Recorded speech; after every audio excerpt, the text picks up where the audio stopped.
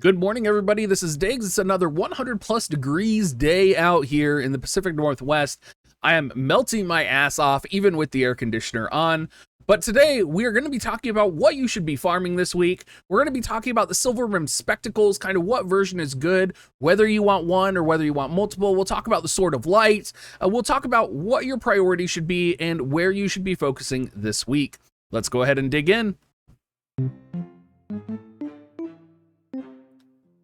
So if you guys are anything like me, you spent your entire week last week farming gill snappers, and maybe you did a little bit of Warrior of Light farming as well. And now you're in a situation where we have the Agitator, we have the Typhon challenge mission, and we have the Warrior of Light EX quest all happening at once. And the first thing that I asked myself is, let's look at the gear rewards and let's look at what is most important out of all of these.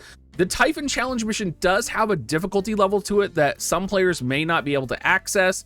If you can access it, I would actually say the Typhon gear is not meta defining right now. It's definitely a good piece of gear to have, but compared to the Sword of Light for all of your light element characters, it's definitely kind of a little lackluster in comparison. So let's take a look at the Sword of Light here on WoTV Calc real quick. Sword of Light comes in Assault, Magic, Aim. Assault has 152 attack. It still has some nice magic on it at 63. Magic has 126 magic, and Aim has 106 attack, 88 magic, and 15 accuracy. Personally, I'm trying to go for 2 assaults and 2 magics, and the reason this sword is so powerful is because it does give light element attack plus 30, and there are a variety of units that can use it, right? So if you just go to your unit panel and you go to light element units, you can see you have Mario, for example, right? You have Engelbert, you have Cecil, you have Warrior of Light, and you may or may not have Ramza in that equation somewhere as well, if you were lucky enough to pull him. Now, coming back here and taking a look at the other piece of gear that is available to farm this week, the silver rimmed spectacles. They do have a vital, an aim, and a critical version. What's interesting about the spectacles is they do add TP and AP, which there's not very many pieces of gear in the game that do add AP to your character. So it is something to kind of keep in mind. The aim version also gives 26 accuracy. The critical hit version gives 12 critical hit rate, and the vital version gives 342 HP. Obviously, you're going to want to go for the aim or the critical. Personally, I'm probably going to go for the aim version, but you know, there could be a case made for critical as well, just because there's 13 accuracy on the critical too. So it's kind of like you get accuracy and crit, which is always a good thing, right? And I feel like there's very rarely a time where I just want the 26 accuracy. So I will probably be going for the critical for just one of these. Now it does give 20% blind resistance, which we're never really in a situation where we are going to need to have blind resistance. It feels like I've never been in a situation where I'm like, I need to equip blind resistance. Spirit penetration 20 is interesting. I think it's interesting because usually we have, figured it out to where, your opponent has to have so much spirit in order for this to be effective, right? And I haven't seen any numbers toted around about how much spirit a unit has to have for 20 spirit penetration to be, valuable, so to say. I'm interested to see if this would maybe potentially, or at what point potentially, this would out damage Soul of Thalmassa, or Water Ring, or any other of these pieces of gear that we're stacking for additional magic. I would also be interested to see like Galmia Cloak in comparison to this. I think we're approaching a point in War of the Visions now where we are there are a variety of combinations of pieces of gear that we can equip, and I think that we are at a point where a lot of it is almost the same or close to the same, or doesn't even make as big of a difference between the multiple pieces of gear that kind of do the same thing. So I'm really interested in kind of the math behind this, and if any of you do have the math, I would love to see it down below, because I think there is, it's just one of those pieces of gear that interests me, particularly with the AP up and the TP up.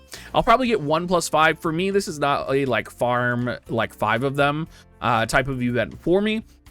But it's definitely one where I just want to get the +5. Now, in terms of priority, again, farm the Warrior of Light Sword if you don't already have it. If you are like a newer player, the Typhon challenge mission is probably a secondary priority.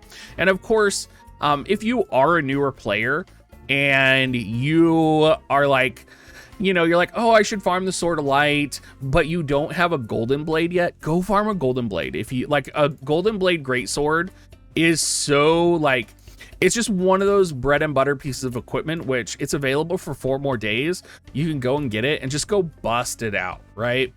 Now, if you are running the Typhon challenge mission, there is a couple things to know that I actually found out while I was running multi the other day, because I kind of put this on hold. I was really focused on light selection quests. I was focused on getting Warrior of Light Sword, right? The Sword of Light.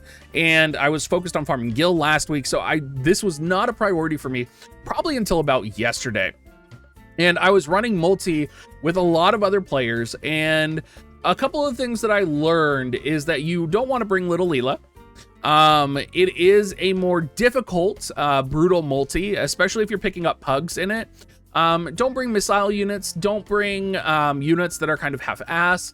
Everybody has access to Medina as a unit. Medina is a great unit to bring for this. I actually ran my 120 Medina, and you could run like Gilgamesh, you could run Black Rose Helena, but you know, I actually ran my Medina, and my Medina had very good results in there. So if you are someone who, you know, maybe you're a newer player, but you still want to farm this, you know, you have access to Medina. If you can 99 your Medina and run this, I mean, go for it, right? Probably not going to be the most powerful thing compared to Black Rose Helena, but it's going to be better than bringing in another unit that's not going to be as effective at this mission. One of the other things this mission really brings that's problematic is that Typhon can stun. And a lot of people, you know, this really brought up the question, and I asked this in another video, about how you get stun resistance. And of course, we have the chocolate flan earrings, right? The chocolate flan earrings come with stun resistance up 25. Unfortunately, even if you farmed a +5 version of those, it's not going to stop Typhon from stunning you, because the Typhon in the Brutal mission does have stun 67%. So he is going to be able to stun you no matter what. There is no real other way to kind of bolster your stun resistance. You could probably do like Calamity Guard, maybe. I'm not 100% sure on that, but there's just, you're gonna get stunned. Like, there's just no way around it. So it's really important that if you are running with other people, that you are running with a composition that's viable, right? When I was running it, I thought I could carry people, just because I thought, you know, my Black Rose Helena could carry, or my Medina would be able to carry. And the enemies just deal so much damage compared to a lot of the other brutal missions that you really can't. Like, you really have to, like, everybody has to bring something to the table. And so it's just something where, you know, I ran it and I was like, wow, this is actually a pretty hard brutal mission, and I enjoy that. I enjoy a challenge, right?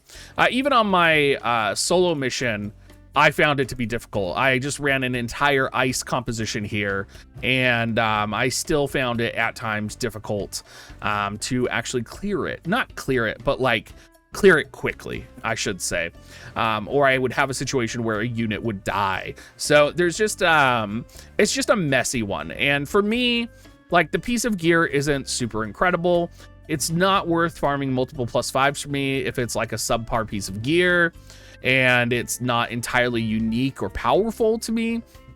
I would rather spend that time farming like Sword of Light, for example, which I will be using a lot more than these glasses, I think, ever, right? Because Sword of Light is irreplaceable on a light sword slashing unit. These glasses could easily be replaced with like a Soul of Thaumaturge, right? Like, what if you need silence resistance? Well, these glasses are out of there because you're going to be setting Soul of Thaumaturge, right?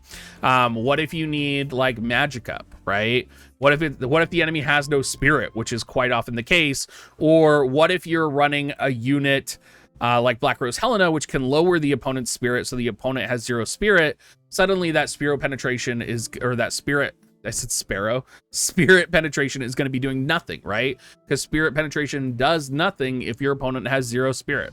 So it's just one of those pieces of gear where I'm like, oh, that's kind of how I weigh it. And that's what I think about when I'm looking at that. So anyway, everybody, I hope this kind of clears up kind of what you should be farming this week, what you should be prioritizing, kind of my thoughts around these kind of silver rimmed spectacles and kind of how they are as a piece of gear.